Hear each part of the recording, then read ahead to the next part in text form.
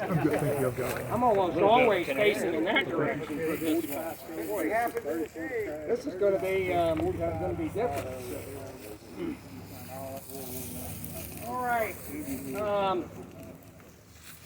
We are here at the Brotherton farm, and since I mentioned it in the visitor center, the historic alignment of the Brotherton Road took off from down there in the curve and ran through the trees. Some of you all, if you move around a little bit, you should be able to see some orange-topped green metal fence posts in amongst the trees.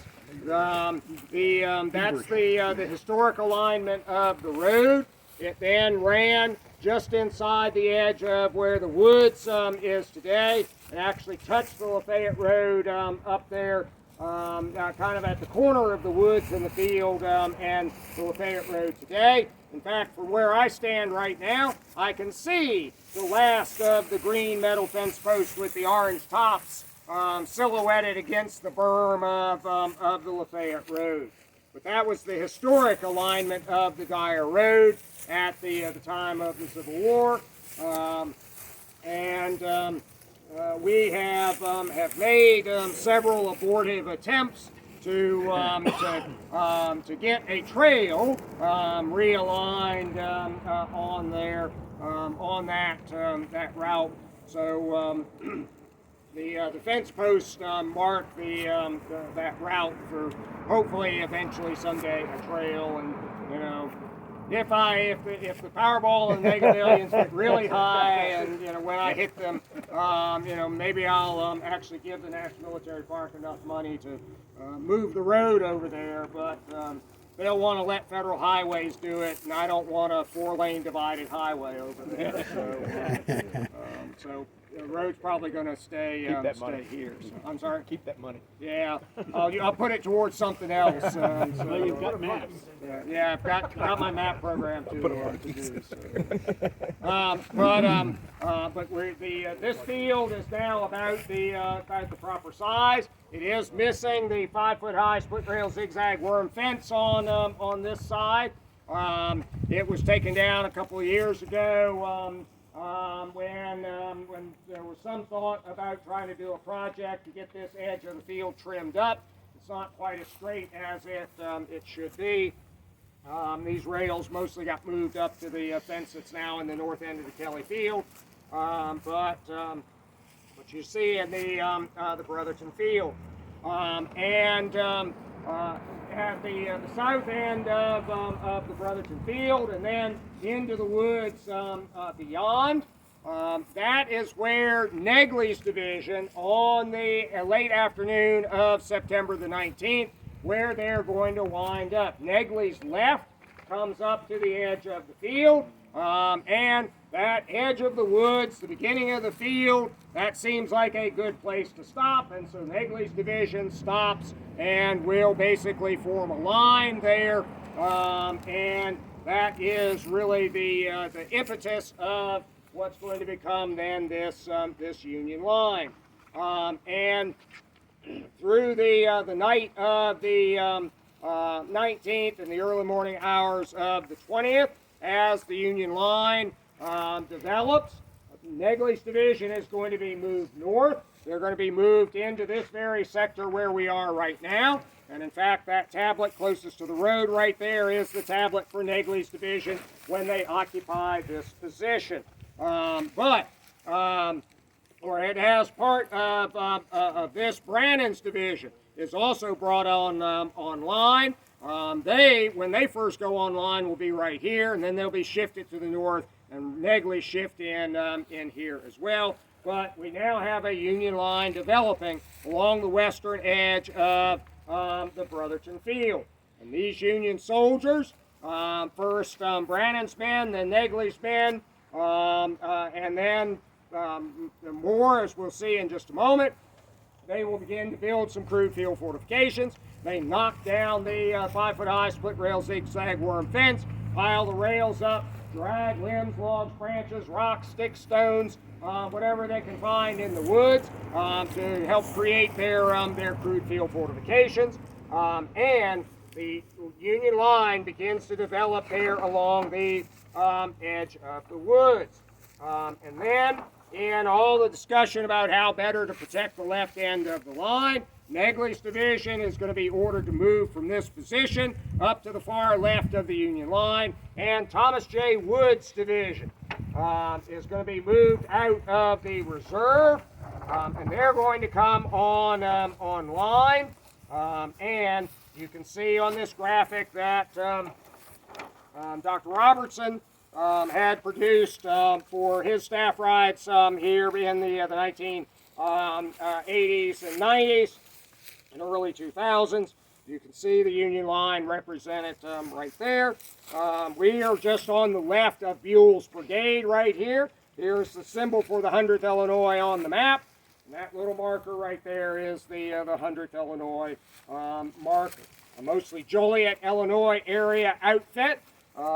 And half of the regiment has been ordered out to be the skirmish line of Buell's brigade. Harker's brigade is to the left, and when Wood moved in and occupied this position, his division of just 2 brigades, because his 3rd brigade is the garrison of Chattanooga, George Wagner's brigade, Harker's small 2-brigade division is not large enough to cover all of the space that Negley had previously occupied.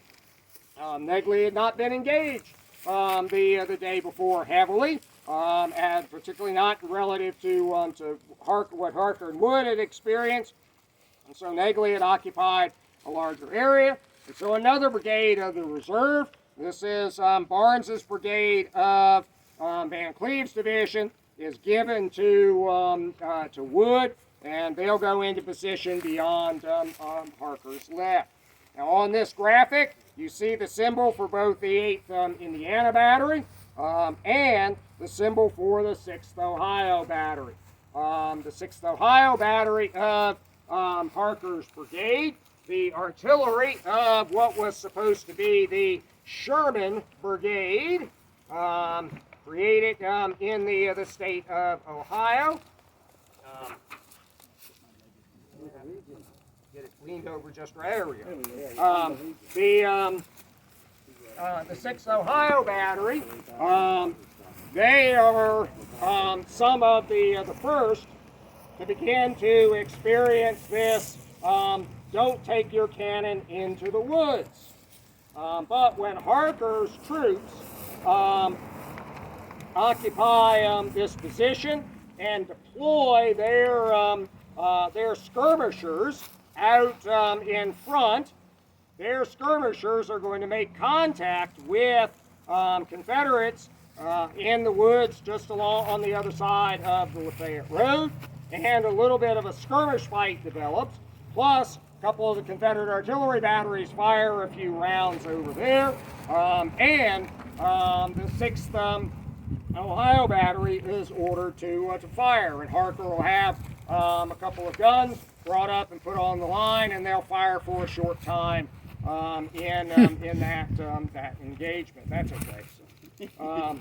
The 8th Indiana Battery, commanded by Captain George Estep, he writes in his report, on the morning of the 20th, before daylight, I was ordered by Captain Baldwin of Colonel Buell's staff to move about 1.5 miles to the left. Here we got some breakfast, and I think 2 days' rations were issued to the men about 9 a.m. I moved the battery with the brigade nearly east to the front, where a little work had been made of rails, limbs, and logs. Here I fired but 3 or 4 rounds from this position. I received an order after some time to move to the left, the infantry moving by the left flank. I limbered to the left and moved as ordered by Colonel Buell to do with them, but had gone a short distance till I thought it might become necessary to fire again from in battery to fire nearly to the rear. I formed my pieces forward in the line, left oblique, leaving the infantry between me and the enemy, who was then advancing. But he is only briefly on the line that morning before the order to move further to the left.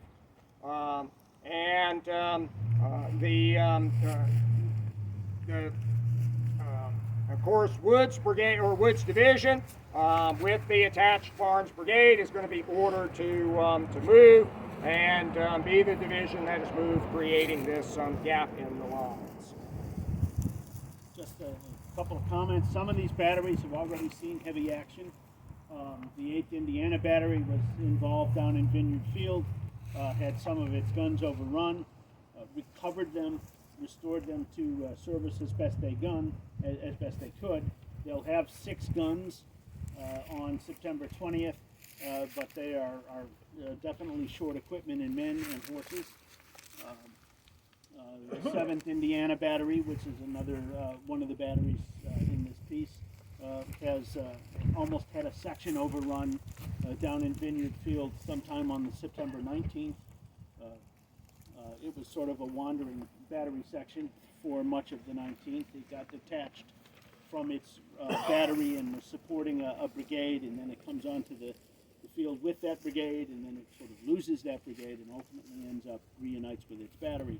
But the artillery experience for most of these 21st Corps guns, the 26th Pennsylvania, for instance, loses its 6-pounders in the woods where we were, and gets other 6-pounders back, not theirs.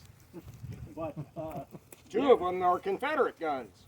They are restored to service, but they've also taken casualties and lost horses. So be aware of the sort of ad hoc nature of some of these batteries as they come onto the battlefield and as we talk more about them. But that's why Wood is reluctant to bring his guns into the front line and put them in the timber again. That's why he advises General Crittenden not to risk the batteries in this forward fight. Now, George Thomas, on Battle Line Road, as you walk Battle Line Road, you'll see battery after battery. The Union Army up there established a strong defensive position with powerful artillery support. And they didn't entirely stay in the same place, but their movement in position on the north end of the battlefield is much less dramatic than the movements that end up creating this hole, with Negley here, and he moves out, Wood coming in.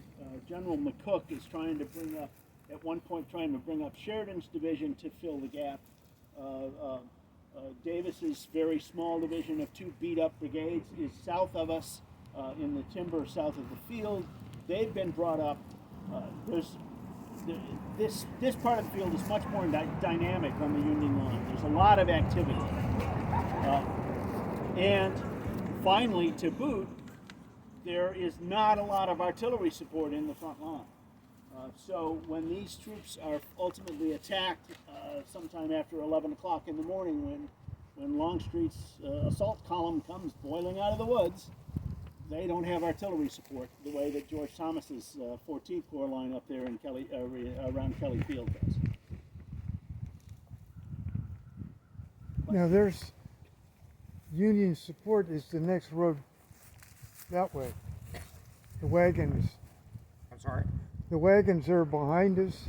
Well, there are some wagons moving from south to north on the Dry Valley Road over here, but not a huge number.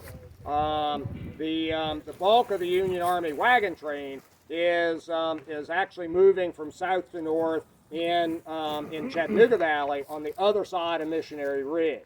But all of these divisions have got division ordnance trains. Some brigade wagon trains of some size are close by and in the Dry Valley.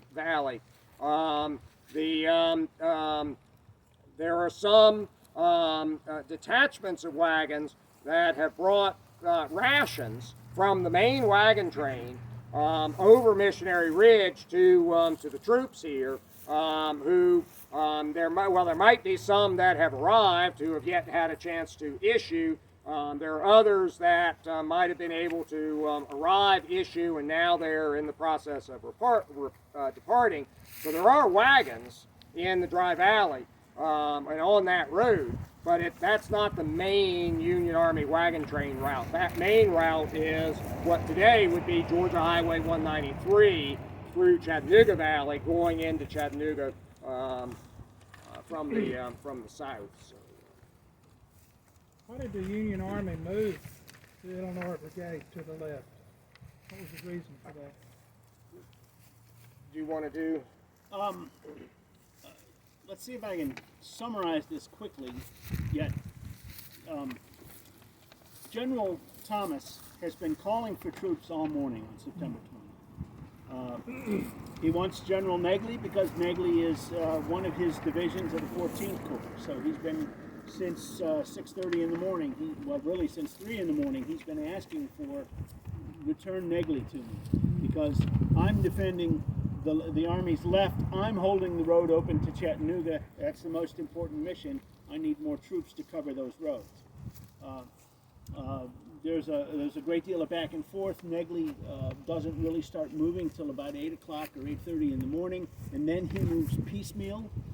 His reserve brigade goes off first, and then his other 2 brigades start moving individually, and ultimately Negley will never fight as a single combat unit on this battlefield. His brigades will be engaged in largely separate actions. So then the impetus is to move, to fill that hole from Negley. And General Rosecrans orders McCook initially to fill it.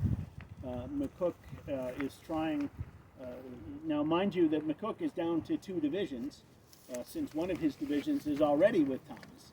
And of those 2 divisions, that's a total of 5 brigades, and 2 of those brigades are Jeff Davis's very small brigades. Probably the whole division is no more than 1,500 men because of the casualties that they've suffered on September 19th. So McCook is trying to move people into position. Rosecrans gets impatient. Thomas Wood's division, Crittenden's 21st Corps, also down to just 2 divisions, has initially been held in reserve about 800 or 1,000 yards to our rear. Perhaps about 9 o'clock in the morning, Wood moves up and occupies the open ridge that we'll see later. And there's even some contention about when Wood comes forward, what he's supposed to do. But finally, he gets in here, and then perhaps 10:45, 10:30, 10:45, George Thomas sends another courier to call Brannan's division. And the original line of battle was, or the line of battle at that time is Davis. Wood is here. Brannan is in line next in Poe Field, and then Joseph Reynolds' division. Those are the 4 divisions that are in line here. Thomas seems to be unaware that Brannan is in line. He thinks he's in reserve, and so he asks Brannan to come north to Kelly Field as well.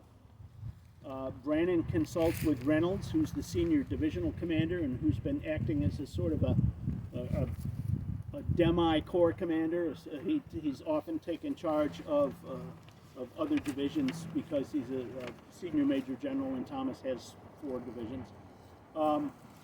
And Joseph Reynolds says, okay, you better go. Just then another Confederate attack comes out of the woods. That's A.P. Stewart's division. And Reynolds says, Reynolds puts a stop to the movement. Some of Brannan's people are already pulling out of the line and moving. Reynolds orders them back in. Brannan does the same. In the meantime, that courier has gone on to General Rosecrans and said, Brannan is being pulled out of line. General Reynolds asks if you have any spare troops lying around, send them to me, and I can make my line good and strong. So, General Rosecrans by this time doesn't have any spare troops. But he also does not know, because Reynolds and Brannan have not sent a courier to Rosecrans telling them that that decision has been reversed. They're under attack, they can't leave. He hasn't told them that. So Rosecrans dictates an order very quickly, sends it to General Wood. It says order Wood to close up and support General Reynolds. Tom Wood gets the order, reads it, doesn't understand it. Close up means slip to the left. Support arguably means fall out of line and go in behind that other Union division. He knows Brannan is in position. He knows where the divisions on his flanks. Neither of them have moved. And so after some argument, General McCook rides up. Wood is about to send the courier back to Rosecrans for clarification when McCook rides up. McCook has had his own orders from Rosecrans. He interprets them, he reads them, interprets them, and says, you better go right away. I'll fill this hole. And so Wood agrees, pulls out of line, starts moving north, and by then they're out of time. The Confederate right wing is finally organized and ready to attack. Left wing. And James Longstreet is finally moving those troops forward. Does that clarify it? It's a complicated process. Complicated hell. It involves sort of multiple misunderstandings from various staff officers and various divisional commanders, and a couple of key oversights that all add up to create this disaster.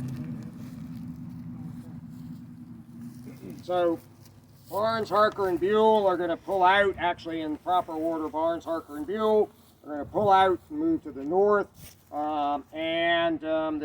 this gap is going to open in the line. On the Confederate side, behind you, Longstreet had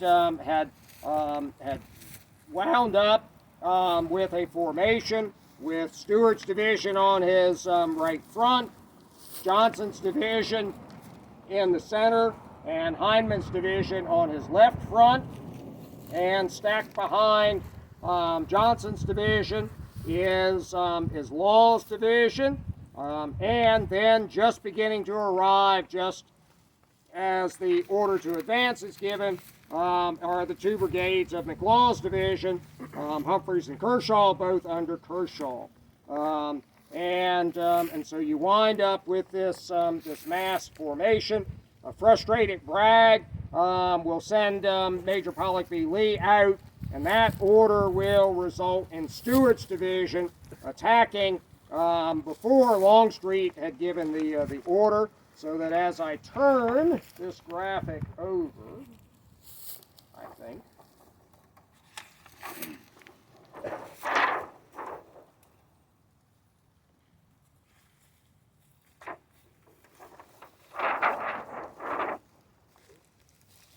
and you see now Barnes, Harker, and Buell moving north, although actually Buell should still be passing across the gap here. Stewart's division has already jumped off to attack and is striking Brannan in front, and the Longstreet now will give the order for Hood, commanding these 3 divisions and 5 lines, 8 brigades, for them to attack, and for Hindman's division to attack. And about 11 or just after 11, that order will go out and the Confederates will jump off. Most specifically for our talk this afternoon, Bushrod Johnson's division, the provisional division, created by Braxton Bragg early on September the 18th. and given to, as its commander, one of Bragg's friend, Bushrod Johnson. That provisional division consists of 3 brigades. Bushrod Johnson's own brigade, the 17th, 23rd, 25th, and 44th Tennessee, but with Johnson stepping up to a new provisional division command, his brigade now goes to the command of the senior colonel within the brigade, who is John Fulton of the 44th Tennessee. And so Bushrod Johnson's provisional division is Fulton's brigade, Johnson's own, but under now John Fulton, and then 2 brigades that have just arrived from Mississippi. Evander McNair's brigade, which is the right front of Johnson's division formation, a mixed brigade of North Carolina, Arkansas, and Arkansas troops. That brigade is, as I said, the right front, and the 3rd Brigade of Johnson's provisional division is the brigade under the command of John Gregg. But Gregg had been severely wounded, briefly captured on September the 19th, and then been taken to the rear for medical care. And the command of that brigade has fallen to the command of the senior colonel, Cyrus Sugg, the colonel of the 50th Tennessee. And that brigade is going to become the 2nd line brigade of the division formation. But because of the space and the size of McNair and Fulton, they do not occupy the full crest of the low rise of ground just in the woods on the other side of the Lafayette Road. There is a gap between the left of Fulton's brigade and the right of Hindman's division. And so Sugg is ordered to move the 7th Texas and the 50th Tennessee, to which has been consolidated also the 1st Tennessee Battalion, up onto the front line to help make that front line complete. And so when Longstreet's order, just after 11, will put this attack in motion. Johnson's division is formed with 2 brigades up, part of the 3rd Brigade up as well, and then the rest of the 3rd Brigade in that 2nd line. And then behind that, 3 more lines of troops, or 5 more brigades. And just after 11, the order will reach Johnson, and he will give the order to McNair and Fulton, whose men are laying down just on the east, just beyond the crest, on the east slope of the low rise. They'll rise up, form up, advance through the guns of the batteries of the division: Bledsoe, Missouri Battery, Everett, Georgia Battery, and Culpeper, South Carolina Battery, and their skirmishers will advance. They are already under fire because Francis Bartleson, the commander of the 100th Illinois, the commander and acting as the skirmish line commander in front of Wood's division, Bartleson is an aggressive young man. He had been wounded at Shiloh, resulting in the loss of an arm, but he is still serving in the field.